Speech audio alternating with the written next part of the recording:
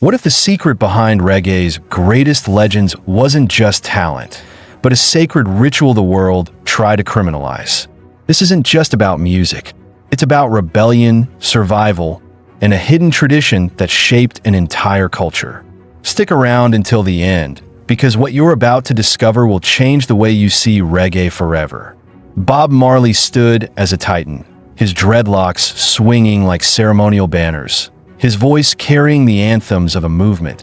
Yet behind the legend burned the quiet fire of ritual smoke. For Robert Nesta Marley, the act was sacred. To him, the herb was not just an herb. It was a bridge to the divine, an essential channel to Jah. His initiation into this sacrament began in 1966, when he turned his back on Catholicism and embraced the Rastafari faith with the fervor of a man reborn. Arrests came and went like storms passing over the hills of Kingston. First in 1968, again in London, always the same. A small amount found, a slap on the wrist of a man who felt he was only obeying a higher law. There were whispers that Marley smoked ounces a week, that his appetite for the herb was bottomless, that he could consume what would floor a dozen men. In his own words, when you smoke herb, the herb reveals yourself to you, not as a criminal, but as a pilgrim on a spiritual odyssey. Bunny Wailer, the stoic soul, alongside Marley and Peter Tosh in the Wailers, shared a similar reverence. Neville O'Reilly Livingston, known to the world as Bunny, channeled the mysticism of the herb with a singular devotion.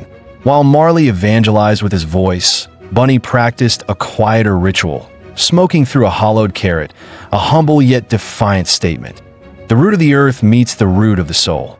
Arrested in 1967 for possession, Bunny endured the cold metal of prison bars for 14 months, shuffled between cells like a ghost in a broken system. And yet, he emerged unchanged, a lion undeterred by the snares of Babylon. In his later years, the image of Bunny Wailer on stage, pipe in hand, became a living testament to his unbroken spirit and to the sacredness of the herb he defended all his life. Peter Tosh, the firebrand prophet, took the battle from the shadows into the full blaze of public rebellion. Winston Hubert McIntosh, better known as Peter Tosh, never hesitated to weaponize his music. His anthem, "Legalize It," was not a suggestion, but a battle cry, a manifesto delivered in heavy bass and defiant lyrics. The One Love Peace concert in 1978 saw him transform the stage into a pulpit, lighting a spliff with revolutionary fervor and chastising Prime Minister Michael Manley and Edward Seaga in the same breath. This was not mere performance. It was protest, a public trial where he was the prosecutor and the world the jury. Arrested, beaten, bones cracked, and skin split by police batons, Tosh bore the scars as badges of war. His life was a relentless march against oppression, his pipe always lit, the smoke rising as both incense and battle standard. Lee Scratch Perry, the mad alchemist of dub, played his own peculiar symphony of smoke and sound. Rainford Hugh Perry conjured music out of chaos, and often his sessions in the Black Ark studio were thick with the haze of herb smoke, a laboratory where the spirit of the herb infused every echo, every reverberating note. He believed the smoke wasn't just accompaniment. It was catalyst, conductor, and choir. Yet in a twist as unexpected as his soundscapes, Perry renounced the herb later in life, declaring it made him crazy, warning others not to destroy their lungs if they truly loved God. From the swirling madness of his early career to the crystal clarity of his later years, Perry's journey mirrored the very dub tracks he created. Layered, chaotic, but somehow always divine. Buju Banton, born Mark Anthony Myrie, marched in the 1990s with a thunderous voice and a heart ablaze with the fire of Rastafari. His music straddled the worlds of dancehall and roots reggae, and with it, his unyielding stance on the herb. Buju was not shy. He championed its legalization at every turn, advising even the smallest details.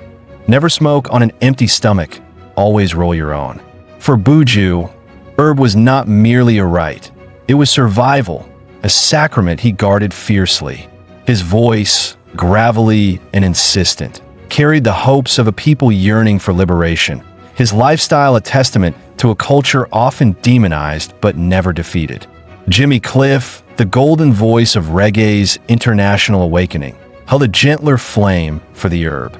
Born James Chambers, he gave the world songs that soared with hope and films like The Harder They Come that immortalized the struggle. Off-screen, Cliff embraced the herb not as rebellion, but as a healing balm, safer, he claimed, than alcohol. During the filming of his seminal movie, real herb was used on set, infusing the celluloid with authenticity. Cliff's connection to the herb was spiritual, holistic, a whisper rather than a roar, yet no less powerful. Digga D, a name less associated with traditional reggae yet bound by the same legacy of herb culture, found himself entangled in the harsher realities of a modern world. Rising from the streets of London, Reese Herbert's relationship with the herb began in adolescence and evolved into a complicated dance with legality.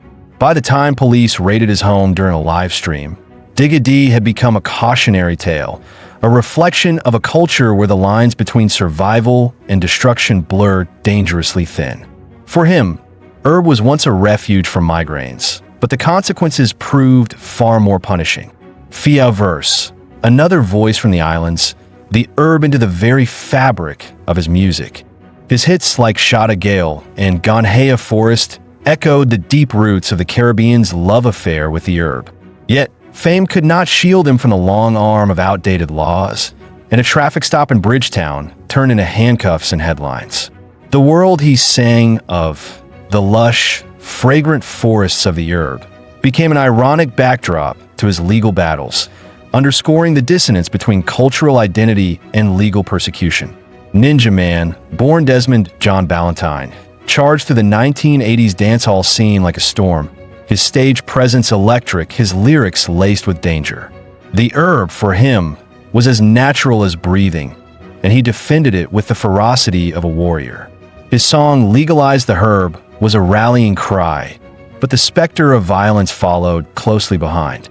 A career marred by controversies, a name stained by a life-taking conviction. Yet Ninjaman's bond with the herb remained a stubborn flame, flickering but never extinguished even as he faced the grim reality of a life sentence. Ika Mouse, the eccentric reggae innovator, draped himself in herb culture like a second skin. His tracks, particularly Herb Smuggling, were anthems to the underground economy and the sacred ritual alike. Arrests, deportations, scandals, they all seemed to swirl around him like smoke in a closed room. Yet, through it all, his music and his herb remained inseparable, twin currents running through the troubled waters of his life.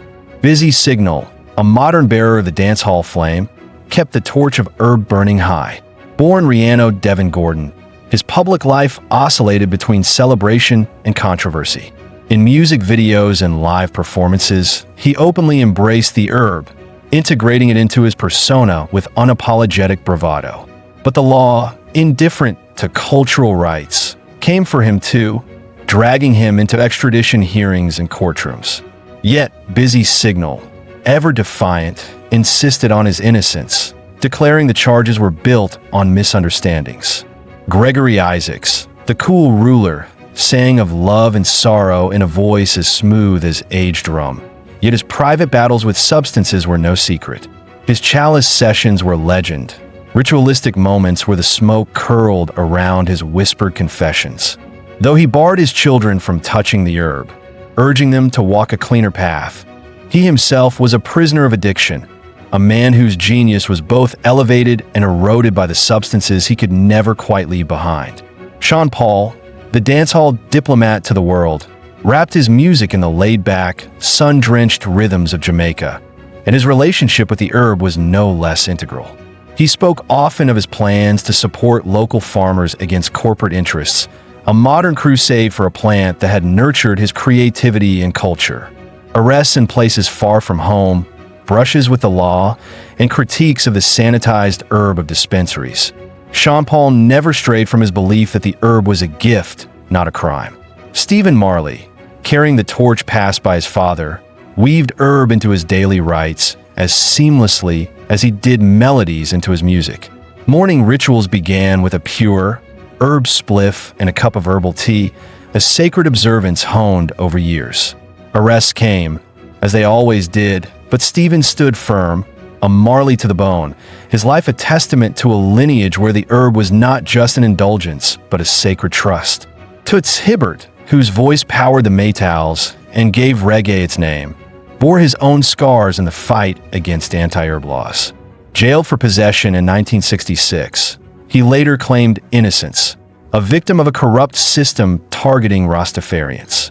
And yet, even Toots, who once professed not to smoke, became in time a convert, championing the herb's role in healing a nation wounded by injustice. Through all these stories, a pattern emerges: a leaf, a flame, a cloud of smoke rising in defiance, in prayer, in pain, and in triumph. The herb is more than a plant. It is history, rebellion, sanctuary. These were not merely musicians. They were high priests of a faith unrecognized by laws, but written into the blood and soil of Jamaica. In their smoke, you can trace the outlines of a nation's struggle, the echoes of its songs, and the unyielding heartbeat of its people. Do you think the herb was a source of strength or a burden for these artists? Can a culture survive when its sacred traditions are treated like crimes? Share your thoughts in the comments. We want to hear your perspective.